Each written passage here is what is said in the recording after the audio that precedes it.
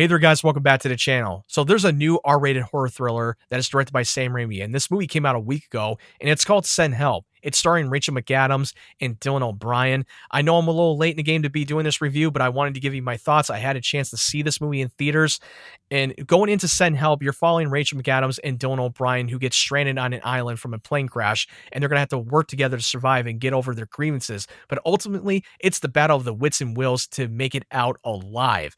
When I found out about this movie, I found out about this from the first trailer because I had no idea that Sam Raimi was going to direct another R-rated horror thriller. And maybe I have, and I probably forgot all about it, not until I saw this trailer, and I was on board with it. Now, in case you don't know who Sam Raimi is, he's the same man that directed the Evil Dead trilogy.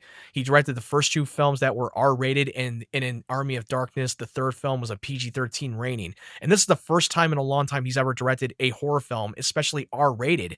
The last horror film he directed that was a PG-13 movie was Drag Me to Hell, which that movie was very underrated, and I love Drag Me to Hell. If you have not seen Drag Me to Hell, you should. He became a producer of the other two Evil Dead movies, and he became a producer on the Ash vs. Evil Dead show, which I really loved.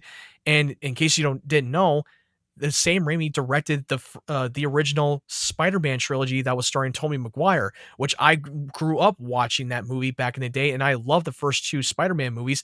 To me, they're one of the greatest comic book movies of all time. I warmed up to Spider-Man 3, but I still think the movie was a big mess. But there's still some redeemable qualities. Then he directed Darkman with Liam Neeson, and I haven't had a chance to see Darkman. I wanted to see it for a while, and I will eventually watch it. And he also directed Doctor Strange in the Multiverse of Madness, which that movie became very controversial, and it was very divisive when it came out. I'm unapologetically thought it was a really good movie. I understand that the film is not perfect. It has a lot of issues, but I'm not going to go down that rabbit hole. Overall, I actually really like the film. But getting it back to his roots to direct an original horror film, I was so happy, and it was a breath of fresh air for him to branch out and do other passion projects that he wanted to do. And after coming out of Send Help, I will say this movie absolutely delivers. It delivered the fun, the thrills, the performances, the humor, and the drama, and a couple of the body count and some of the scenes that were very grossed out and very graphic and bloody at times, especially in the third act. The cinematography worked, the writing and the dialogue was very sharp, the pacing was on point, and Rachel McAdams is playing a corporate strategist from a big-time company, and she's supposed to get the promotion she deserves from Dylan O'Brien's father, who was the CEO, who passed away, and now he inherited for his company, and now he's the new CEO, and he's a total douchebag, and he's been very crappy to her, saying that she has lack of confidence, that her hygiene is very bad, and she's kind of a witty nerdy that no one takes seriously in the office, and no one takes her seriously. They think she's a total joke. It does play off that kind of a trope. And I will admit that the first 20 minutes was a little rough to get through, and it got cringy at times, but it grew on me. But once they crash landed on the island, that's when the story kicks in. And I loved it since it started, because once you learn about her character in the beginning, that she was very well prepared for survival on a stranded island. She's studied it. She was very prepared, and now she has all the cards, and she's got Dylan O'Brien's character by the balls, and he is totally unprepared, and he's a spoiled little brat, and now he's gonna have to kiss her ass to survive. And throughout the whole movie, you think that you're gonna root for Rachel McAdams, but then halfway through the film, when you get to know Dylan O'Brien's character and the depths of him, you really start to feel sorry for him, and you want to root for him to survive. It kind of feels more like a Castaway meets Misery if Tom Hanks and Kathy Bates were stranded on the island together. That's what I felt coming into this movie. It does have a bit of a Castaway meets Misery, and I thought they played it off perfectly. And from the horror and the thrills and the camera work that he does, even the tracking POV shots, he does add that into the movie, because you see the signature that he does for his Evil Dead movies, that he always uses like a tracking POV shot to simply go up to against these characters when he's charging through. And I thought that scene was great. Cinematography, like I said before, was beautifully well shot. Even for some scenes that were done on green screens, but most of the time when they were in a shooting location, it really works. And Rachel McAdams gives one of her best performances, if not the best, because this is the first time in a long time she's actually done a thriller movie since the movie called Red Eye that was directed by Wes Craven, and she was co-starring with Cillian Murphy, which was a very underrated movie. If you have not watched Red Eye, I encourage you to check that out as well.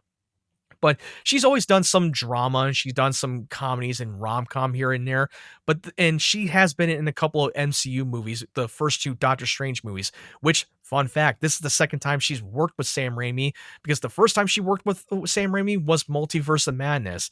In this one, she truly shines, and this film did not miss when it comes to Sam Raimi. It really got back to his roots of what he's really good at, is directing an original horror project. Even though that some of the concept that has some ideas that was done before, but it really worked. It was very well executed. The chemistry between Dylan O'Brien and Rachel McAdams really was on point. And like I said before, you almost felt bad for Dylan O'Brien's character throughout the whole movie, that you kind of wanted him to get out alive, and now you were rooting against Rachel McAdams' character. It does go back and forth, and he knows how to toy with us with these characters and keeping us in the suspense, and the tensions keep raising higher and higher throughout that whole movie. There's this one scene which I won't get into. There's a scene between Dylan O'Brien and Rachel McAdams of toying with his mind, and it's very uncomfortable, and it really keeps you on edge. And if you have not seen this movie in theaters, you have to go see this out in the theater. You're going to get a lot of jaw-dropping moments, even grossed out, and even some of the thrills that's going to keep you on edge, and you're going to get a lot of laughs here and there. He knows how to balance the tone with the comedy and the drama, and he did it perfectly. Dylan O'Brien is such an underrated actor in Hollywood. I remember back in the day when he did the first show, Teen Wolf, he co-started with Tyler Posey and Tyler Hoechlin on that series. That was literally like his first acting gig ever, especially for an unknown actor. And I thought he was incredible in the show. The one time he truly shined and gave the best performance was in season 3 of Teen Wolf, and I thought he was amazing. Then he did the Maze Runner trilogy. I thought that film was really good. I actually unapologetically really liked the Maze Runner movies. I know not everybody did, but for me, I actually really liked it, and I think Dylan O'Brien deserves to get a lot more great roles. He bounced back and forth doing indie drama or doing a little comedy here and there, but a recent film that he did a couple of years ago was the movie called Saturday Night, and he played Dan Aykroyd's character in the movie. It's a Saturday Night Live. It's a biopic movie. And if you have not watched Saturday Night, you should watch it. Sure, he's not in the film much, but when he's on screen, he truly does kill it. He crushes it with his performance. And I think that for this movie, Send Help, he continues to keep getting better and better. I think he's so good. He's amazing. He knows how to play off the being a douchebag, but then he plays off a very charismatic, and you kind of feel bad for him. He knows how to make it very believable. I really love this movie. I had a major blast. Now, the third act, the shit hits the fan, and he does not shy away for some of the gore and some of the graphic scenes that were like, wow, that's definitely Sam Raimi's fingerprints all over it. And there are a few Easter eggs in the movie for anyone out there who's a hardcore Sam Raimi fan who has followed his movies and watched all of them. You're going to spot a lot of the few Easter eggs, and I thought it was well handled. And anyway, I really loved the film. I had a blast. And here's the thing, the ending of the movie, which there is a plot twist in the third act, and especially the ending. You may have mixed feelings by the end of the film, but for me, I'm someone who is not bothered by the ending. I'm kind of fine with the way how it turned out, because Sam Raimi always has a track record when he's doing original projects that is not a comic book movie. Not all the characters that you know is going to get their happy ending. They're not. And I thought this one really worked. It did not bother me. It does make a lot of sense throughout the whole film.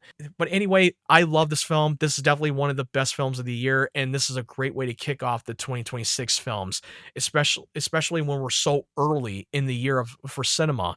And this was a great, strong start, and Sam Raimi did not miss a beat. This is a film you got to experience in the theater. This is definitely an experiential event. You're going to get a lot of reaction coming out of this film.